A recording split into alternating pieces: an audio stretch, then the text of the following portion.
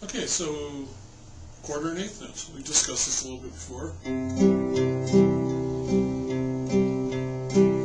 Just the consistency. 1 and 2 and 3 and 4 and 1 and 2 and 4. I'm just doing that with my first finger.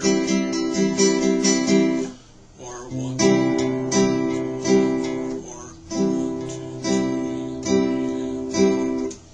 It's always just the 1 and 2 and 3 and 4. Now again with the rest. 1 and 2 and 3 and 4. 1 and 2 and 3 and 4. So that'd be quarter, quarter, eighth, eighth, eighth, eighth, quarter, quarter, eighth, eighth, eighth, eighth.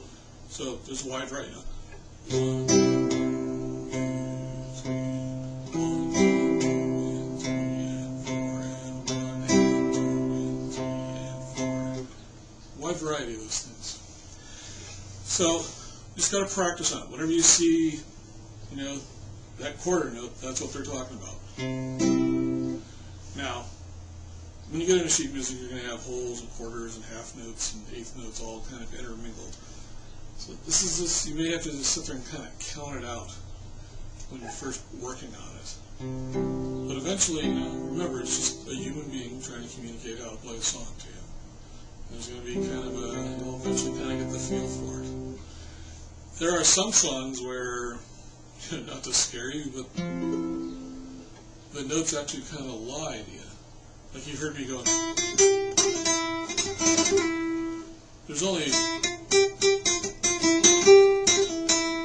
you can only closely approximate what those notes are. So eventually you get to a point where you kind of get the basic idea, and then you just kind of surrender to it and let it play you. And I've talked to you before, you're going to eventually get to this feeling where the music's playing you instead of the other way around. I've seen things on YouTube where they talk about, musicians get possessed. Like, it was like some demon takes them over. And that's not what happens. It's actually the part of you that your day-to-day personality kind of goes away, and this deeper part of you that's attached to music comes in and starts playing you. Kind of a weird philosophy. That's my experience. Now, reading the notes, you see the deep E note is down 3 lines, and then below that, in the space below that. I told you earlier, spaces and lines both counts. That's your open E here. And then on 3 lines down below the space, the staff is F. 2 lines down, and then the space is G. 2 lines down is your open A. Remember all this from your boxes and your strings now. 1 line down in the space is B. 1 line down below the staff is C.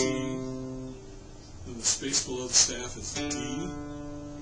Your first line is E. And then your first space above that bottom line is F.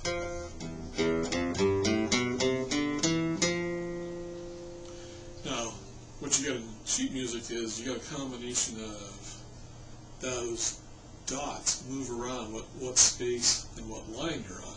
And that tells you what note to play. And then the flag, whether it's a whole note, quarter note, an eighth note, a half note, all that stuff, tells you how long to play that note. And that's how the language works. Just that central dot kind of moves around, tells you where on the staff you are, what note you're playing. You find it on your instrument.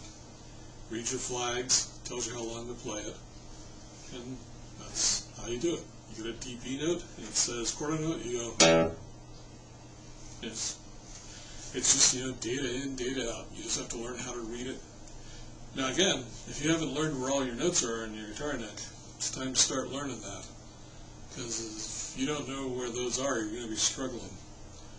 I suggest you go back and look at your sheets that have that. Just, E, F, G, A, B, C, D, E, F, G, A, B, C, D, E, F, G. And work on them until you know it. Because if you're sitting there looking at that dot and then trying to figure out where this is and then trying to figure out the time signature, it's going to be very laborious. Trying to play new chords at you. They'll be coming soon.